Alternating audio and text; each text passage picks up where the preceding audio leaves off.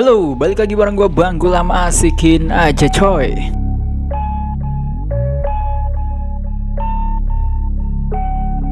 Gue dapat email dari salah satu music producer, namanya siapa ini? Rizky ya, dari Good Enough. Good Enough ini sebuah band juga. Dan kali ini dia secara khusus dan juga ini dari Amplop Records email gue untuk minta nge-react dan juga review Emo Girl. Jadi namanya adalah Sharon, Shvron ya, Sharon. Ini memang nama asli si Emo Girl ini ya, atau musisinya ini, yaitu nama aslinya Sharon Carr ya, yang lahir tahun 99. Wow, gokil, tahun 99 ya. Ini cewek dan jadi katanya kalau kalian yang sering datang ke event Emo Night pasti lo nggak asing sama cewek ini, si Sharon ini, karena memang gayanya yang nyentrik gitu ya. Terus terang gue juga belum pernah datang ke Emo Night, mungkin suatu saat nanti, doakan aja lah ya. Bisa datang ke acara Emo Night, Hammer Sonic, terus Jogja Rock Carta dan sebagainya lah ya, event-event metal, event rock gitu ya. Ya semoga jauh nanti bisa datang. Nah, oke. Jadi Sharon ini ngerilis single pertama yang juga jadi debutnya, EP debut juga. Judulnya adalah Burn, bakar, kabelem, terbakar. Ya bakar lah ya, burn, membakar. Oke. Katanya sih ya, si Sharon, BTW Sharon ini dia bermainnya dengan format band ya. Jadi meskipun dia soloist, tapi dia bermain dengan format band. Kurang lebih kayak siapa ya? Kayak IU kali ya, dengan Kilms waktu itu kali ya. Seperti itulah kurang lebih. Atau siapa ya? Oh, dengan kayak Short Stankian. Meskipun dia solo, tapi kalau dia bermain selalu dengan format band ya. Kayak gitu-gitu. Dan masih banyak lagi tentunya ya. Terus ini katanya si Sharon ini genrenya adalah emo, post-hardcore, hardcore, really? Dan elektronik. Ya udahlah, kayaknya daripada kita kelamaan, kita langsung aja dengerin kali ya Sharon dengan Burn seperti apa. Nanti kita bahas lebih panjang lagi di sesi review. Sebetulnya ini sudah rilis 13 September 2020 yang lalu ya. Dan gue baru sempet, mereka ngemail itu tanggal 29 Desember, cuman ya biasalah, ada event tahun baru jadi kepending, dan baru sempet kali ini. Ini tanggal gue produksi video ini tanggal berapa ini? Tanggal 5 Januari. Oke. Yaudah langsung aja kita dengerin kayak gimana Sharon dengan Burn.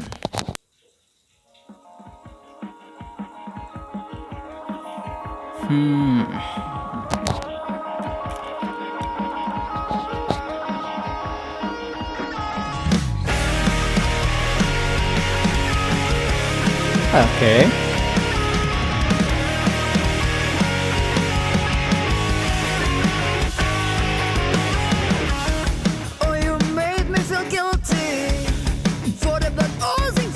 Wah, vokalnya luar biasa. Gue baru mau komen tentang visualnya nih.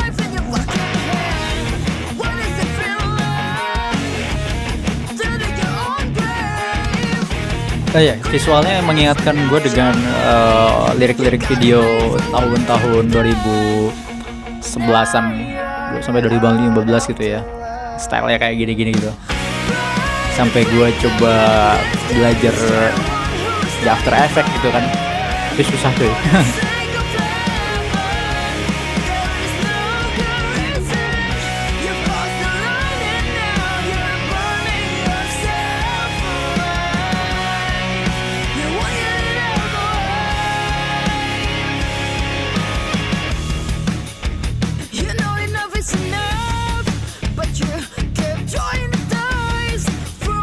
Oke sih sejauh ini vokalnya ya.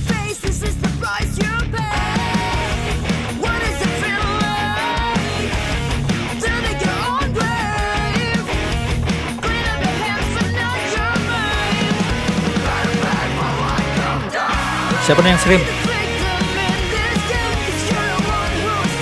Apakah si Sharon yang scream?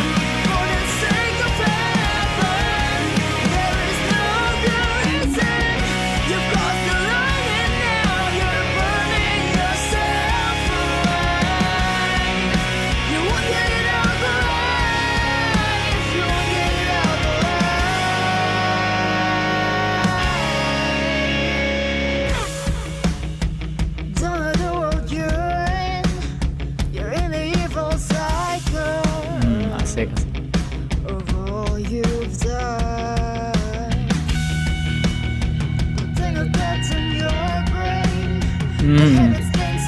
Suka deh sama nadanya nih. Kayaknya si Sharon deh yang scream. Screamingnya kelihatan kayak feminis banget itu.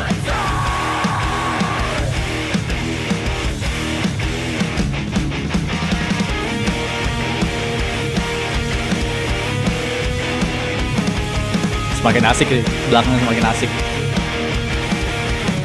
Masih banyak. 1 menit lagi.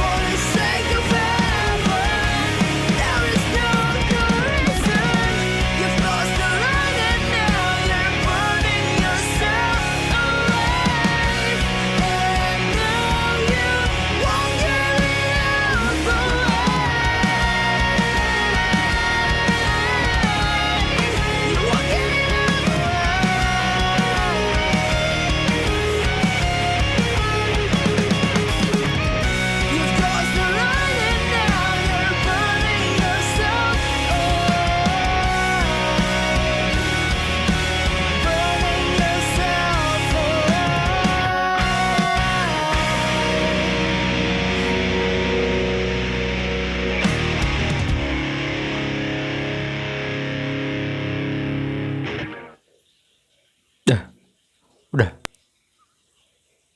Oke. Itu tadi dia Sharon dengan Burn. Kita bahas.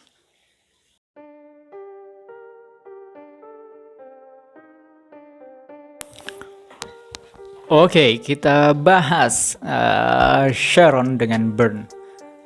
Kalau secara musiknya ya, gue keinget dengan Killing Me Inside gitu ya.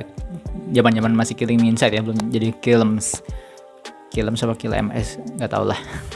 Ya, belum jadi, masih Killing Me Inside, terus Skylit Drive. Ya, band-band emo post hardcore pada saat itulah. Dan ini merecall emo yang itu lagi gitu ya. Ini memang apa ya namanya? Membawa kembali nuansa emo old school gitu ya. Katanya sih kan dia juga mengandung unsur elektroniknya.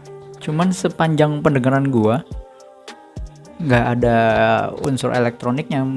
Nggak tahu apa seberapa persen unsur elektroniknya ketika produksi musiknya gitu kan, ketika komposisinya. Tapi secara kemasan, secara keseluruhan, ya ini bisa gue bilang post hardcore old school sih, lebih ke old school stylenya, genrenya gitu ya.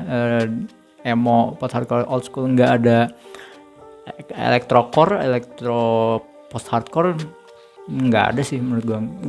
Gue nggak tahu apa di single berikutnya apakah akan nuansa elektroniknya akan semakin lebih kental lagi apa enggak, tapi gue nggak tahu. Tapi yang jelas di Burn ini menurut gue nggak ada unsur elektroniknya ya. Gue nggak tahu apakah dia menggunakan sanitizer dan sebagainya, apakah menggunakan brush, dan ya nggak ada sih, yang pendengaran gue nggak ada. Itu dari segi musiknya. Dan kalau secara apa ya namanya, penggambaran nadanya, gue suka banget di bagian 2 menit 13 detik sampai apa ya, sekitar 20 detik lah ya, dari menit yang 2 menit 13 detik situ. Di situ gue suka banget dengan pemilihan nadanya, baik dari vokalnya dan juga dari instrumen yang lainnya. Itu di bagian lirik yang ini nih.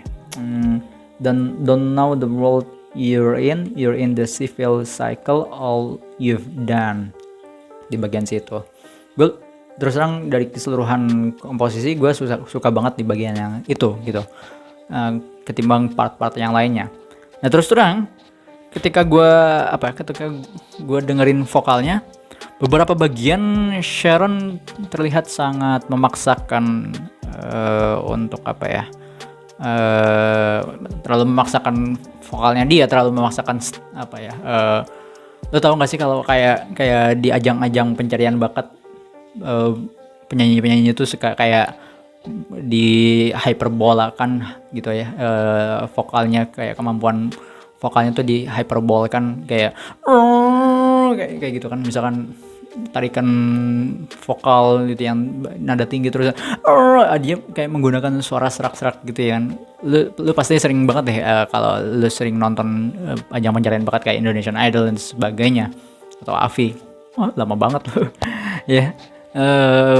Banyak vokalis para penyanyi di ajang pencarian bakat itu kayak melebaikan teknik-teknik vokalnya. Nah, menurut gua si Sharon ini juga beberapa bagian menurut gue ya terlalu melebaikan teknik vokalnya.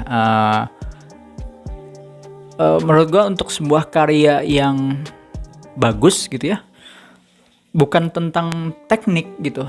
Yes, teknik itu mendukung menjadi karya itu menjadi bagus, tapi karya yang bagus bukan tentang teknik saja, bukan tentang teknik vokal, bukan tentang teknik lu memainkan instrumen, enggak. Tapi kan ada harmonisasi, ada unsur-unsur lainnya, ada harmonisasi, komposisi yang bagus, ya kan? Terus juga mixing, mastering dan sebagainya. Banyak unsur-unsur lain yang membuat sebuah karya musik itu menjadi bagus. Memainkan emosi juga penting, ya kan? Ketika menyanyi, kan? Nggak cuma sekedar teknik gitu. Teknik yang bagus teknik yang jelek bisa kalah dengan emosi yang bagus, manajemen emosi yang bagus di dalam sebuah lagu. Ketika lu udah masuk banget ke dalam liriknya, ketika lu tahu pesan apa yang ingin lu bawa, pesan apa yang ingin lu sampaikan ke audiens lu, maka lu akan menguasai lagu itu dan si lagu itu punya jiwa akhirnya gitu. Nah itu yang mungkin sedikit masukan dari gua ya tentang bagaimana musiknya. Oke, terus kalau secara visualnya sendiri, ternyata kalau gua lihat-lihat nih di bagian awal sampai akhir nggak ada hubungannya sama lirik. Mungkin bisa jadi gue salah, atau mungkin teman-teman penggarap visual di sini siapa ya? Gue lihat dulu, yang garap visualnya adalah, lalu gue cek dulu rilisnya. Tidak tanggung-tanggung Burn juga sekaligus merilis video yang dibuat oleh Rizky Aditya dari Ding Studio. Rizky Aditya ya yang bikin, ini yang bikin, iya benar. Lirik video dibuat oleh Rizky Aditya dari Ding Studio Photowork. Ya itu dia. Lagu-lagu dari Sharon sendiri menggabungkan banyak unsur musik seperti post hardcore, emo, hardcore, dan elektronik musik. Tapi elektronik dan hardcore-nya nggak ada ya menurut gua. Ini udah hardcore turunannya, itu post hardcore gitu, bukan hardcore pure. Hardcore punk enggak. Tapi ini hardcore turunannya yaitu post hardcore atau emo, emotional music ya, emotional music atau disingkat emo. Tapi elektronik dan hardcore-nya nggak ada di lagu yang baru kita dengerin tadi. Oke, jadi si visual lirik videonya dibikin oleh Rizky Aditya ya dari Ding Studio Photowork. Terus terang kalau gue lihat secara keseluruhan nggak ada kaitannya dengan liriknya gitu. Kalau dengan musiknya, dengan beatnya sih ya oke, nyambung banget gitu. Cuman kalau visual itu apakah mewakili pesan dari si lirik? Enggak. Padahal menurut gua visual yang disajikan bisa mengambil beberapa keyword yang ada di dalam liriknya. Kayak misalkan di bagian pertama yang bagian pertama ada knife right in your hand kayak gitu kan. Lo bisa kasih ilustrasi tangan megang pisau. Terus yang bagian kedua ya, bagian verse 2-nya apalagi nih, you gotta pay for what you've done ya. Maybe you can, mungkin lu bisa kayak mengilustrasikan orang yang sedang membayar, melakukan transaksi kayak gitu kan. Terus di chorusnya kayak apa lagi nih, heaven bisa jadi keyword deh, yang keyword visual. Terus burning yourself alive itu juga bisa jadi keyword untuk jadikan visual gitu. Padahal banyak banget keyword yang bisa dijadikan visual untuk mendukung pesan visual yang pengen disampaikan gitu ya, daripada ini yang tidak begitu, menurut gua nggak terkonsep sih lirik videonya ini, kecuali di bagian ini nih, di bagian sekitar menit 30-an ketika ada jam di situ, sampai yang ada mawar juga ya, ada mawar terbakar. Bisa jadi itu sedikit terkonsep, tapi menurut gue juga masih nggak ada hubungannya dengan lirik yang ingin dicoba disampaikan gitu. Karena ini ya, liriknya ini bicara tentang, ini langsung dari press release-nya mereka sendiri. Ini Burn bercerita tentang seseorang yang suka berperan sebagai korban dan tidak ingin mengambil tanggung jawab atas tindakannya, tapi sekarang dia harus membayar harga untuk kekacauan yang dia sebabkan. Jadi memang si lagu ini ya bercerita tentang orang egois lah gitu kan, yang dia selalu mau dengan keinginan sendiri dan selalu playing victim. Ya kata yang tepat itu playing victim. Karena memang ada di liriknya juga gitu kan, play the victim kalau salah. Iya, di chorusnya ya, bagian pertama, play the victim in this game. Jadi ya dia selalu playing victim, selalu menganggap dia menjadi korban, tidak mau bertanggung jawab atas apa yang sudah dia buat kekacauan gitu kan. Kekacauan yang dia buat, dia tidak bertanggung jawab dan tidak merasa itu adalah akibatnya, ulahnya gitu. Dan ya udah, dan akhirnya dia sendiri yang akhirnya menanggung itu. Karena di bagian ini ada di liriknya juga, mana ya, kayaknya di chorus deh, you've crossed the line and now you're burning yourself alive, you won't get it out alive.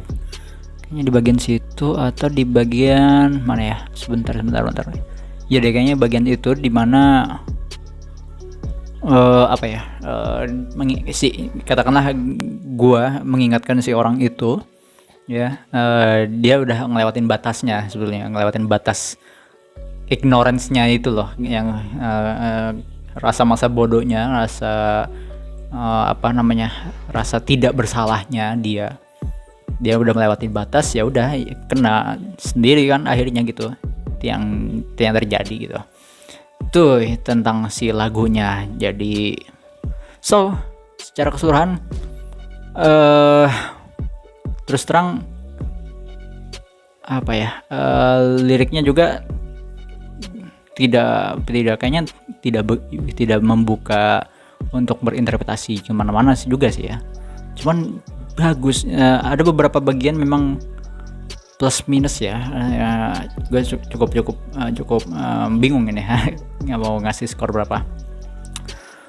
Beberapa bagian oke, cuman memang banyak banget yang nggak oke, kayak pesan visual yang disampaikan kurang mencoba memvisualize ya, tidak memvisualize bahkan dari liriknya gitu. Tapi kalau dari beat musik ya oke gitu kan.